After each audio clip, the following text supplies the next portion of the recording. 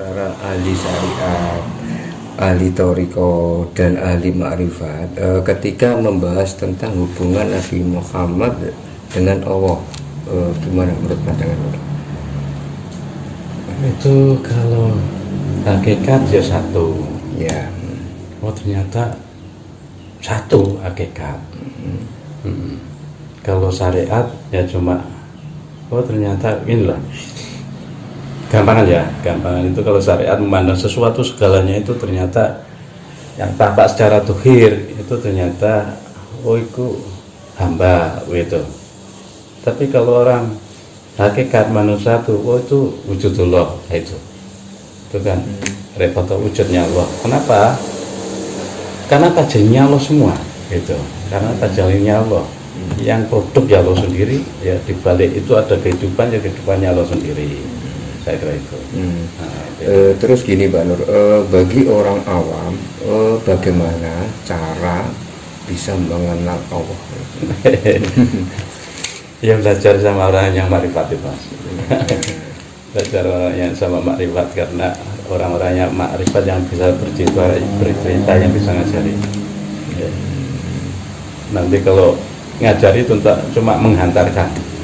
Nanti kalau yang memakrifatkan ya Allah sendiri. Ya. Menghantarkan untuk menjadi makrifat. Yang memakrifatkan mereka ya Allah sendiri. Kita nggak bisa memakrifatkan. Soalnya kan ada yang mengatakan begini Pak Nur, siapa yang mengenal dirinya sendiri bahwa dia mengenal Allah. Nah, itu gimana dengan pernyataan seperti itu Pak Nur? Bisa dijelaskan? Mengenal diri itu ya gampang Mas. Itu kalau kita mengenal diri, maka mengenal Allah. Kalau sudah mengenal Allah, mereka fana gitu kan. Mengenal diri itu ternyata diri kita bukan diri kita gitu aja. Ya. Diri kita ternyata apa ya? Produknya Allah. Ya. Diri kita nggak tahu ujuk-ujuk gitu. Kalau Jawa ya ujuk-ujuk ada. Nanti ujuk-ujuk mati begitu.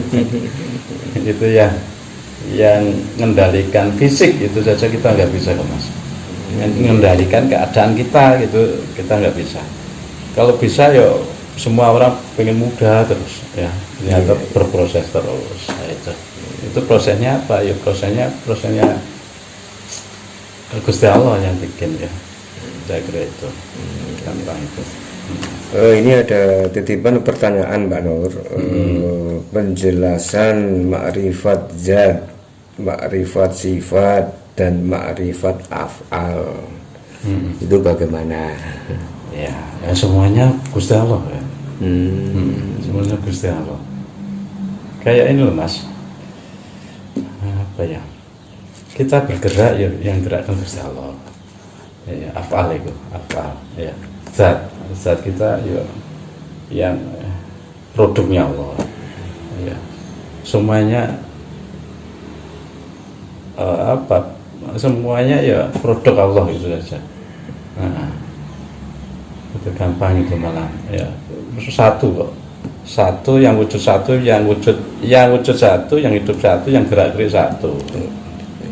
Itu nggak ada yang lain. Contohnya kalau dengan pengen sesuatu ya, pengen sesuatu dengan daya upaya sendiri ternyata gagal. Itu cuma apa ya, angan-angan jenengan saja yang pengen, tapi semuanya kan campur tangan Allah semua, tidak ada yang tidak, satu pun tidak ada yang tidak ya. Contohnya orang-orang yang itu loh, lumpuh. Lumpuh itu kan mereka juga pengen gerak, ternyata begitu pengen gerak juga gerak-gerak Mas. Kalau Allah gak izinkan gerak. Itu kira itu Begini ada beberapa versi Pak Nur ya, tentang bagaimana kita cara mengenal dan mengetahui Tuhan ya. Ibaratnya ada 3 orang buta, Pak Nur, memegang gajah, satu memegang kaki, satu memegang ekor, satu memegang badan. Nah, ketiga-tiganya ditanya bagaimana sih bentuk dari Tuhan itu? Nah, yang satu karena dia memegang ekor, dia bilang oh ini loh Tuhan itu kecil bentuknya. Nah, terus yang satunya lagi ini loh besar karena dia memegang badan. Terus yang satunya lagi dia karena memegang kaki, oh Tuhannya seperti ini, besar, pendek gitulah. Itu bagaimana pendapat Nur? Yaitu orang-orang yang buta itu diibaratkan namanya buta mata batinnya, Mas. Oh, buta mata batinnya. Namanya buta mata batinnya. Kalau nanti ke arah ketuhanan ya, ke arah ketuhanan, karena ini arahnya ke orang-orang buta dulu ya, orang buta memegang gajah yang dipegang beda-beda ya. Ternyata persepsinya gajah itu ya beda-beda sesuai yang dipegang. Iya betul. Telinga katanya kayak kipas gitu ya. Itu karena mereka buta ya, karena mereka buta. Tapi yang tidak buta kan memandang satu. Iya. Oh, gajah itu utuh gitu loh. Itu sama saja kayak yang orang-orang yang batinnya masih buta, memandang Allah itu ya beda-beda kayak begitu.